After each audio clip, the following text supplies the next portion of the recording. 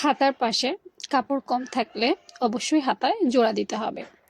হাতার মুহুরি সেলাইয়ের পূর্বেই কিন্তু হাতার জোড়াটা দিতে হবে। দেখো আমি যে হাতাটা সেলাই করছি এটার পাশে পানা কম ছিল, তো আপু আগে জোড়া দিয়ে নিলাম। জোড়া দেওয়ার পর এখন হাতার মুহুরি চিকন করে সেলাই করছি। চিকন বলতে আধা ইঞ্চি।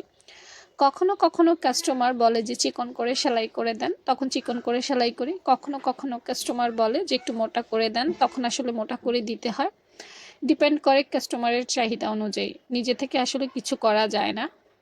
আর আরেকটা বিশেষ কথা বলবো, সেটা হচ্ছে যে চাপ সেলাইটা, জোড়ার উপরে চাপ সেলাইটা দেওয়া জরুরি, না হলে কিন্তু জোড়া খুলে যায়। তবে অনেকে অনেক কাপড়ে আবার উপর দিয়ে চাপ সেলাই দিলে ভালো লাগে না। তো আসলে এই কাজগুলো বুঝে শুনে করতে হয়। যেমন আমি আজকে যে এই হাতাটা সেলাই করেছি এটা জোড়ার উপরে চাপ সেলাই দিয়েছি।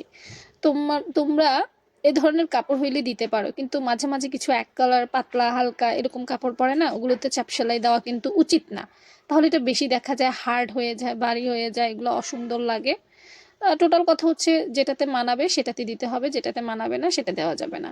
হাতার দুটো আপু একসাথে সেটিং করে এখন বেশি বাড়তি যেটা আছে সেটা কেটে ফেলে দিচ্ছি, তাহলে দুটো হাতাই আপুর একদম সমান পারফেক্ট হয়ে যাবে।